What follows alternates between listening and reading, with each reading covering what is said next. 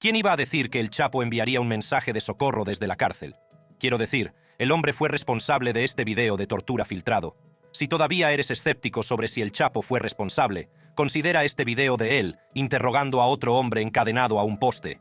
Irónicamente, en su nuevo mensaje de socorro, afirma que está siendo torturado psicológicamente en una prisión estadounidense. El Chapo SOS mensaje. El Chapo cumple actualmente su condena en la máxima instalación administrativa penitenciaria de Estados Unidos, también conocida como ADX Florence, en Colorado. Esta prisión, a menudo conocida como el Alcatraz de las Rocosas, es una de las prisiones más seguras y aisladas del mundo. Alberga a algunos de los delincuentes más peligrosos, incluidos terroristas, espías y otros reclusos de alto perfil. Las condiciones en ADX Florence son notoriamente duras, con reclusos en régimen de aislamiento durante 23 horas al día, interacción humana limitada y exposición mínima a la luz natural. La historia dio un giro dramático en enero del año 23, cuando Joaquín, el Chapo Guzmán, envió un mensaje de SOS desde su celda en ADX Florencia. Este mensaje, descrito como un SOS por uno de sus abogados, era una petición desesperada de ayuda, en la que afirmaba que sufría un grave tormento psicológico y tortura debido a las duras condiciones de su encarcelamiento. El mensaje de El Chapo fue transmitido a través de su abogado, José Refugio Rodríguez, y de su familia. En el mensaje, El Chapo detallaba el aislamiento extremo al que se enfrentaba, al estar confinado en su celda durante 23 horas al día, con una interacción humana mínima. Describió la falta de luz solar y de aire fresco, que, según él, estaba afectando considerablemente a su salud mental. Las condiciones de ADX Florence, a menudo conocido como el Alcatraz de las Rocosas, están diseñadas para quebrar los espíritus de los delincuentes más peligrosos, y el Chapo argumentó que estas condiciones equivalían a tortura psicológica. La petición se dirigió al presidente mexicano Andrés Manuel López Obrador, solicitando una intervención humanitaria. El Chapo solicitó ser trasladado de vuelta a México para completar su condena, alegando la necesidad de un mejor trato y la oportunidad de hacer frente a los cargos pendientes en su país de origen. El mensaje ponía de manifiesto la desesperación y el deterioro mental de uno de los criminales más infames del mundo. El presidente López Obrador respondió a la petición reconociendo la importancia de los derechos humanos y afirmando que la solicitud sería revisada. Hizo hincapié en que, aunque no estaba claro si México tenía el poder para conceder la petición, la puerta siempre debe dejarse abierta cuando se trata de derechos humanos. Esta respuesta indicaba una voluntad de considerar los aspectos humanitarios de la situación de El Chapo, a pesar de sus notorios antecedentes criminales. Sin embargo, el ministro mexicano de Asuntos Exteriores, Marcelo Ebrard, restó importancia a las posibilidades de que el gobierno interceda.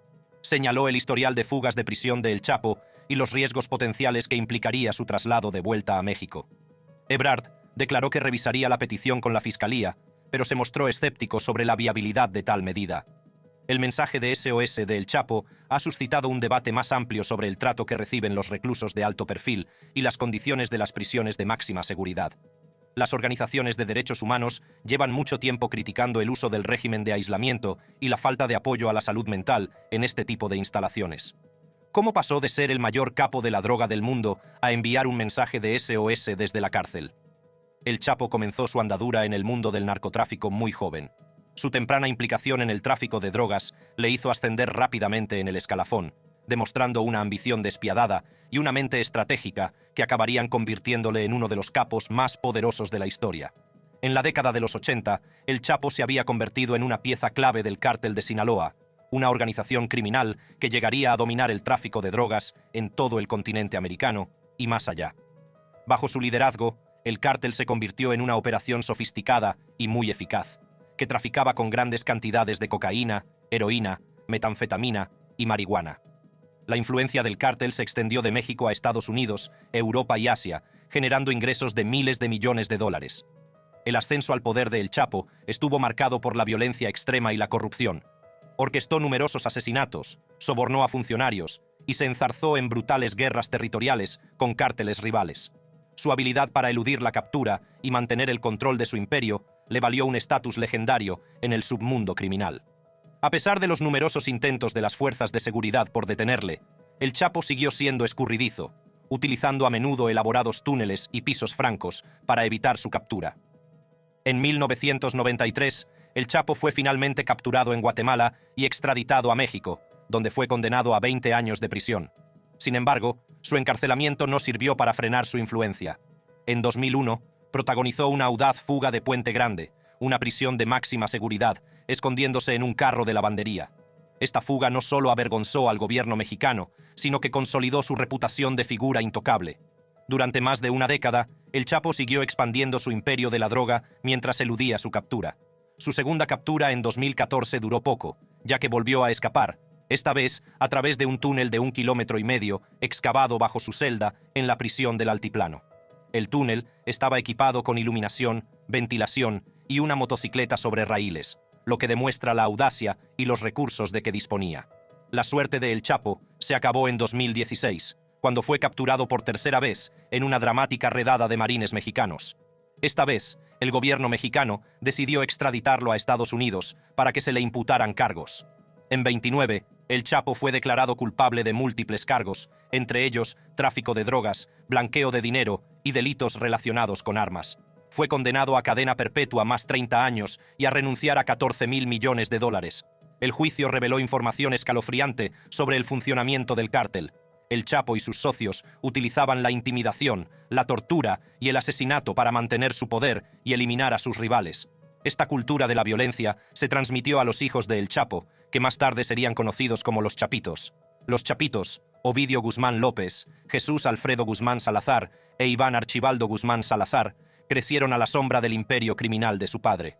Desde pequeños, conocieron el funcionamiento interno del cártel y los despiadados métodos utilizados para mantener el control. A medida que crecían, los hermanos fueron asumiendo papeles más destacados dentro de la organización, hasta convertirse en líderes por derecho propio. El ascenso de los Chapitos en el cártel de Sinaloa estuvo marcado por una escalada de violencia y brutalidad. Decididos a demostrar su valía y consolidar su poder, los hermanos emplearon algunos de los métodos de tortura más espantosos que se puedan imaginar. Sus tácticas estaban diseñadas no solo para extraer información de sus víctimas, sino también para infundir miedo y terror a cualquiera que osara oponerse a ellos. Uno de los métodos más espeluznantes utilizados por los Chapitos era la inserción de sacacorchos en los músculos de sus víctimas.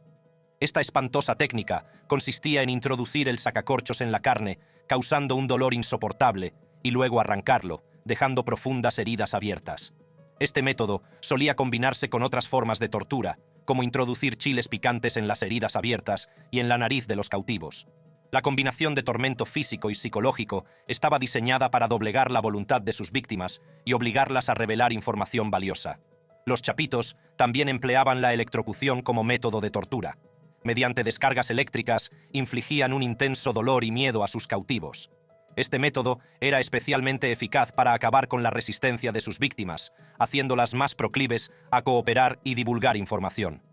La electrocución no se limitaba a los miembros de cárteles rivales. También se utilizaba con socios que se negaban a pagar deudas o a seguir órdenes. Quizá el aspecto más escalofriante del reino del terror de los Chapitos fue el uso de tigres. Iván y Alfredo Guzmán eran propietarios de estos feroces animales que utilizaban como espantoso método de ejecución e intimidación. Algunas víctimas eran entregadas vivas o muertas a los tigres, un destino que infundía miedo en los corazones de cualquiera que se cruzara con los Chapitos. La mera amenaza de ser entregados a estas bestias bastaba para garantizar la obediencia y el silencio de sus enemigos y socios. Los brutales métodos de tortura empleados por los Chapitos no eran solo un medio de extraer información, sino también una forma de mantener el control e infundir miedo.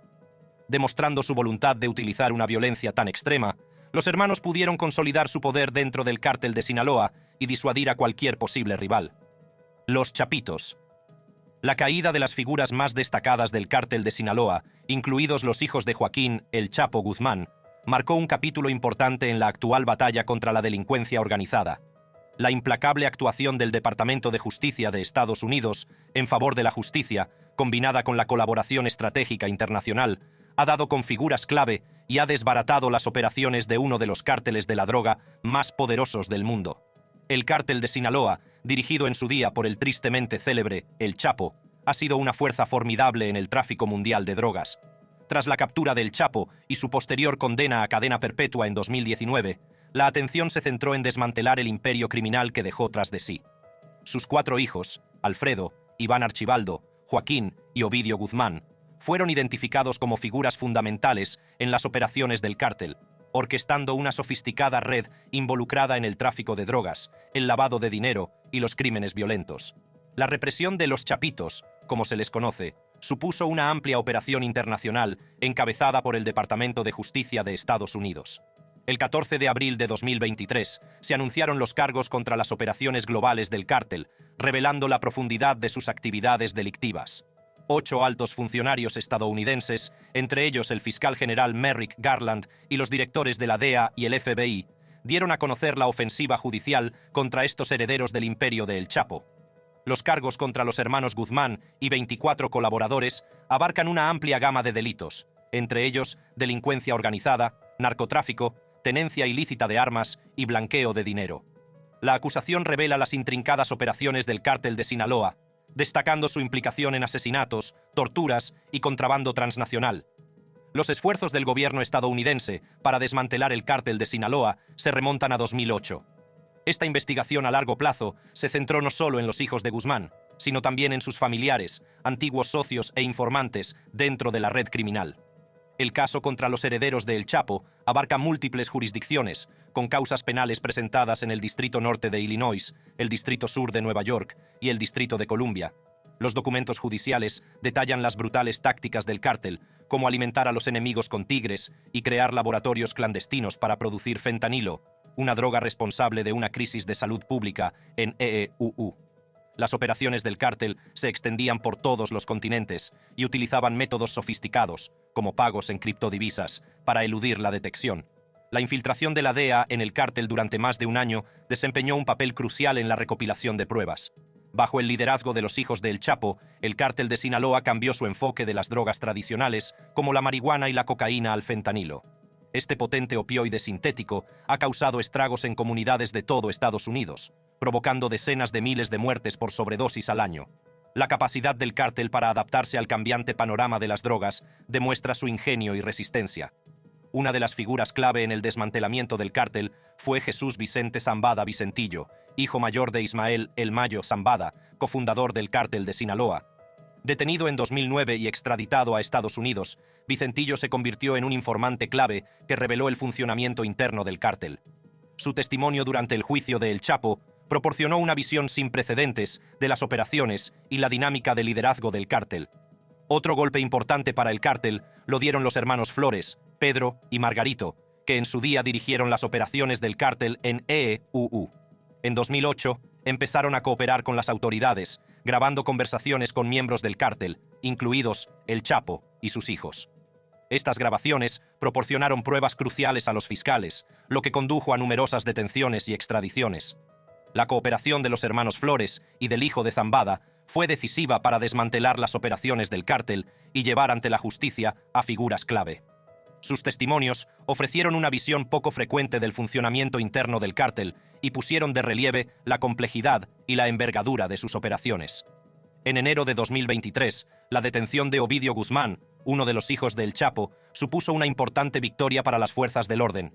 Su captura en Culiacán, Sinaloa, fue recibida con intensa violencia cuando los miembros del cártel intentaron resistirse a su extradición a EEUU. La violencia puso de manifiesto la desesperación del cártel y su determinación de proteger a sus líderes. La acusación de la Fiscalía contra los hermanos Guzmán incluye cargos por tráfico de drogas, delincuencia organizada, blanqueo de dinero y tenencia ilícita de armas. Las penas a las que se enfrentan oscilan entre 10 años de prisión y cadena perpetua, con multas que alcanzan los millones de dólares. A lo largo de los años, el Departamento de Justicia de Estados Unidos ha recurrido estratégicamente a informadores y aliados dentro del cártel para recabar información y desmantelar sus operaciones. La cooperación de personas como Jesús Raúl Beltrán, cuñado de Alfredo Guzmán, y de otros informadores ha sido fundamental en la creación de casos contra la cúpula del cártel. La detención de Beltrán y su posterior cooperación pusieron de manifiesto las despiadadas tácticas empleadas por las fuerzas del orden para obtener información. Sus denuncias de tortura y coacción durante su detención arrojaron luz sobre la intensa presión ejercida sobre las personas para que traicionaran a sus antiguos aliados. El desmantelamiento de la cúpula del cártel de Sinaloa es un testimonio del poder de la colaboración internacional en la lucha contra la delincuencia organizada. Los esfuerzos de las autoridades estadounidenses, en colaboración con las mexicanas y otras agencias internacionales, han desbaratado las operaciones del cártel y han llevado a sus principales figuras ante la justicia. Aunque el poder del cártel se ha debilitado considerablemente, la lucha contra el narcotráfico y la delincuencia organizada dista mucho de haber concluido. La red del cártel de Sinaloa sigue siendo extensa, y es posible que surjan nuevos líderes para llenar el vacío dejado por la captura de los hijos de El Chapo. No obstante, el éxito del procesamiento de los chapitos sirve como poderoso elemento disuasorio y como recordatorio de la implacable persecución de la justicia. La actual saga del cártel de Sinaloa dio un giro dramático con la declaración pública de Los Chapitos, facción liderada por los hijos de Joaquín El Chapo Guzmán. El comunicado, emitido en respuesta a la acusación del Departamento de Justicia estadounidense del 14 de abril, pretendía distanciar a los hermanos de las acusaciones sobre su implicación en la epidemia de fentanilo que asola Estados Unidos. La carta, dirigida a la periodista mexicana Azucena Uresti, del canal de noticias por cable Milenio, fue entregada por José Refugio Rodríguez, que afirma ser el representante legal de los Chapitos. El comunicado comienza con un claro desmentido. No somos los líderes del cártel de Sinaloa, ni nos interesa serlo. Pinta a los hermanos Guzmán, Iván Guzmán Salazar, Alfredo Guzmán Salazar, Joaquín Guzmán López y Ovidio Guzmán López, como víctimas de persecución, señalados como chivos expiatorios tras la acusación de Estados Unidos.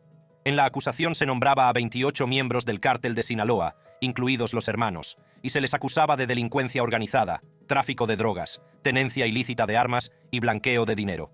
A pesar de estas graves acusaciones, los hermanos afirman: nunca hemos producido, fabricado ni comercializado fentanilo.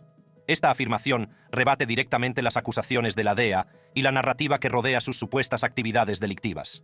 La DEA, dirigida por Ann Milgram, se ha pronunciado sobre el supuesto poder que los chapitos ejercen dentro del cártel de Sinaloa.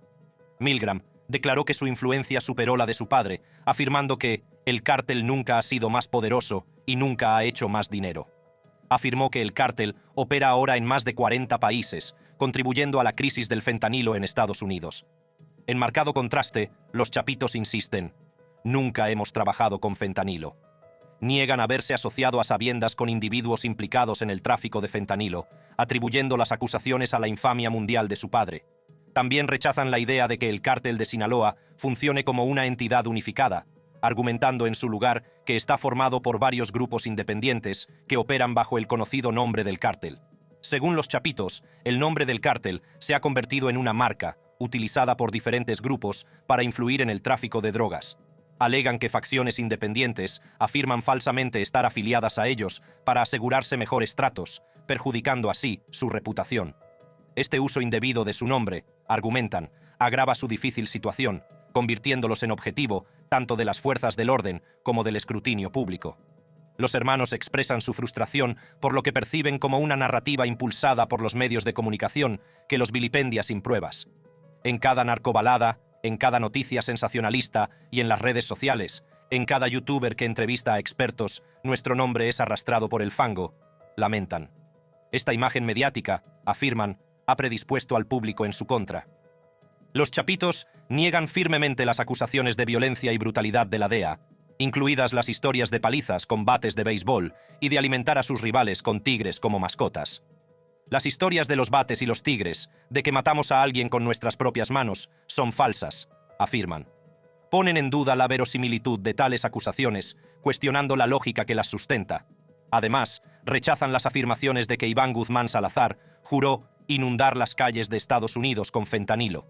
Refutan la afirmación de que están intentando provocar guerras territoriales contra enemigos tradicionales como los Zetas, afirmando: una mentira contada 1000 veces acaba convirtiéndose en verdad, citando al propagandista nazi Joseph Goebbels. La carta concluye con un llamamiento a la investigación crítica en lugar de la creencia ciega. No esperamos que nadie se crea nuestra versión, así como así, afirman los chapitos, instando al público a formular preguntas pertinentes sobre los orígenes del tráfico de fentanilo. Invitan a escrutar la cadena de suministro y el flujo de precursores hacia Estados Unidos, manteniendo su inocencia en medio de las acusaciones que se arremolinan. Para terminar, transmiten una sensación de vulnerabilidad y peligro, reafirmando su voluntad de cooperar y afirmando: quedamos a su disposición. Esta declaración final en su momento no parecía clara, pero lo es más ahora, poco más de un año después, cuando los propios chapitos participaron en la detención de uno de los capos más escurridizos del cártel, El Mayo. La detención de El Mayo. La captura de Ismael, El Mayo. Zambada, una de las figuras más escurridizas del mundo del narcotráfico, fue un golpe inesperado para las autoridades estadounidenses y un importante punto de inflexión en la batalla contra el cártel de Sinaloa. El arresto fue orquestado con la sorprendente cooperación de Joaquín Guzmán López, uno de los hijos de El Chapo, poniendo de relieve la compleja dinámica y las cambiantes lealtades dentro del cártel. La operación comenzó cuando Joaquín Guzmán López, hijo de Joaquín El Chapo Guzmán, negoció un acuerdo secreto con las autoridades estadounidenses. Guzmán López, uno de los cuatro, los Chapitos, había estado sometido a presiones del gobierno estadounidense, que había convertido a su familia en objetivo prioritario de su guerra contra las drogas, especialmente por su presunta implicación en la epidemia de fentanilo. La decisión de Guzmán López de entregarse formaba parte de un movimiento calculado para asegurarse un acuerdo de culpabilidad más favorable, posiblemente para proteger a su hermano Ovidio, que había sido detenido y extraditado a Estados Unidos en 2023. Sin embargo, el plan dio un giro inesperado cuando Guzmán López decidió traer a Ismael El Mayo Zambada, cofundador del cártel de Sinaloa, sin su conocimiento. Un fatídico jueves, un avión de hélice se dirigía hacia la frontera entre México y Estados Unidos. Dentro iban Guzmán López, que pretendía entregarse, y Zambada, que desconocía la verdadera naturaleza del viaje. Guzmán López había convencido a Zambada para que subiera al avión, alegando que viajaban al norte de México para inspeccionar bienes inmuebles. Cuando el avión se aproximaba a un pequeño aeropuerto municipal cerca de El Paso, Texas, agentes estadounidenses del FBI y de Homeland Security Investigations, HSI, corrieron a interceptarlo. La detención se coordinó con precisión, cogiendo desprevenido a Zambada cuando el avión aterrizaba. Al aterrizar, los agentes federales rodearon la aeronave. Los testigos presentes en el aeropuerto observaron la tranquila detención de los dos hombres mientras desembarcaban y eran puestos bajo custodia. El éxito de la operación sorprendió a muchos miembros de las fuerzas del orden, ya que la captura de Zambada había sido un objetivo perseguido durante mucho tiempo y su presencia en el avión fue una ventaja imprevista. La detención de El Mayo conmocionó al mundo del narcotráfico mexicano. Zambada, de unos 70 años y figura legendaria en el panorama de los cárteles, era considerado un operador astuto y cauteloso. Su inesperada captura, supuestamente facilitada por la traición de Guzmán López, suscitó temores de posible violencia y luchas internas en el cártel de Sinaloa. Pero estas luchas internas llevan años gestándose, ya que uno de los hijos de El Mayo, Vicente Zambada, se reveló como un traidor y uno de los principales testigos durante el juicio de El Chapo. Vicente describió su entrada en el cártel en 1996, cuando tenía 21 años, tras el asesinato de Javier Díaz, lugarteniente de Sinaloa. Se hizo cargo de un cargamento de 1.600 kilos de cocaína en Cancún, lo que marcó el inicio de su participación en las operaciones del cártel. En 2001, Vicente había ascendido hasta convertirse en una figura importante dentro del cártel, asumiendo más responsabilidades y estableciéndose como un jefe más junto a su padre. Conoció a Joaquín El Chapo Guzmán a finales de la década de 1980 a través de su padre, y se refería a él como «mi compadre Chapo». Vicente contó que estuvo presente en un rancho cuando El Chapo y El Mayo renovaron su asociación tras la fuga de El Chapo de la cárcel en 2001. Esta reunión puso de relieve los fuertes lazos entre los dos líderes y sus esfuerzos de colaboración en el tráfico de drogas. Su testimonio detalló su participación en casi todos los aspectos de las operaciones del cártel. Actuó como mensajero de su padre, medió en conflictos y entregó órdenes de ejecución. Desempeñó un papel fundamental en el mantenimiento de la cohesión interna del cártel y en la ejecución de sus objetivos estratégicos. Vicente también compartió anécdotas sobre su ayuda al fugitivo El Chapo, como recogerle en helicóptero y gestionar la logística de sus movimientos. Una de las revelaciones más llamativas fue la reunión de Vicente con el jefe de la Guardia Presidencial del entonces presidente Ernesto Zedillo Ponce de León. Esta reunión puso de manifiesto el alcance del cártel y su capacidad para corromper a funcionarios de los más altos niveles de gobierno. A través de su testimonio, Vicente proporcionó a los miembros del jurado un conocimiento exhaustivo de la dinámica interna del cártel de Sinaloa, incluidas sus operaciones de contrabando, estructura de liderazgo y tácticas violentas. Su posición única como testigo y participante ofreció un relato de primera mano de las actividades del cártel a lo largo de los años.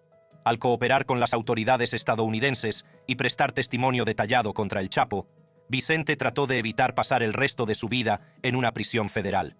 Su disposición a testificar demostró la compleja interacción entre lealtad, supervivencia y justicia en el mundo del narcotráfico.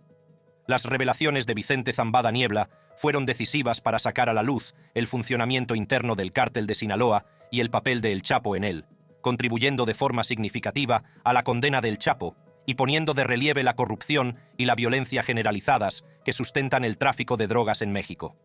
Demostró que la influencia de Zambada en el cártel era profunda.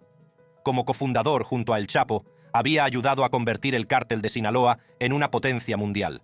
Su reputación de figura astuta y escurridiza le había convertido en objetivo de las autoridades estadounidenses durante décadas, con una recompensa de $15 millones por su captura. Su detención supuso una importante victoria en el esfuerzo por desmantelar la cúpula del cártel. Tras esta captura, tanto Zambada como Guzmán López se enfrentaron a numerosos cargos en Estados Unidos, entre ellos tráfico de drogas, blanqueo de dinero y actividades de empresa criminal. En un tribunal de Texas, Zambada se declaró inocente de los cargos y su abogado afirmó que no había entrado voluntariamente en Estados Unidos. La defensa de Zambada alegó que había sido secuestrado a la fuerza por Guzmán López y llevado a Estados Unidos contra su voluntad. Guzmán López, por su parte, tenía previsto comparecer ante el Tribunal de Chicago, donde ya había sido acusado de narcotráfico. Las motivaciones de su traición a Zambada siguen siendo especulativas, y algunos sugieren que fue un movimiento estratégico para asegurarse la clemencia de las autoridades estadounidenses. La detención de El Mayo podría crear un vacío de poder en el cártel de Sinaloa, lo que provocaría luchas internas y cambios en el equilibrio de poder. La captura de Zambada podría exacerbar las tensiones entre las facciones de Zambada y Guzmán, dos de las más influyentes dentro del cártel. Los hermanos Guzmán, conocidos por su enfoque más violento y agresivo, podrían intentar consolidar su poder tras la destitución de Zambada. Sin embargo, esto también podría conducir a un aumento de la violencia, ya que otras facciones compiten por el control y tratan de explotar la debilidad percibida. Las detenciones subrayan una tendencia más amplia en el mundo del narcotráfico, donde algunos miembros más jóvenes del cártel ven la cooperación con las autoridades como una opción viable. La creciente presión de las autoridades estadounidenses, sobre todo en relación con el tráfico de fentanilo, ha aumentado lo que está en juego para los líderes de los cárteles. Ray Donovan, ex alto cargo de la Agencia Antidroga de Estados Unidos, DEA, señaló que las medidas enérgicas contra los jefes del cártel de Sinaloa están estrechamente relacionadas con su implicación en el tráfico de fentanilo. El impacto de la droga en la sociedad estadounidense ha elevado su importancia en la agenda política de Washington, impulsando los esfuerzos para que los responsables rindan cuentas. Así llegamos al final de este vídeo. Para ver más vídeos interesantes como este, haz clic en las tarjetas de tu pantalla.